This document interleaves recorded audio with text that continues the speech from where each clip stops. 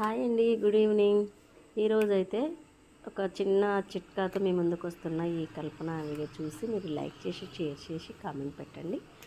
అయితే మన వీడియోలోకి అయితే వచ్చేద్దామండి. ఉదయం లేవగానే మేమైతే ఖాళీ కడుపుతో ఒక గ్లాసు జ్యూస్ తీసుకుంటున్నామండి. ఆ జ్యూస్ ఏంటంటే మీకు ఇప్పుడు చెప్తాను.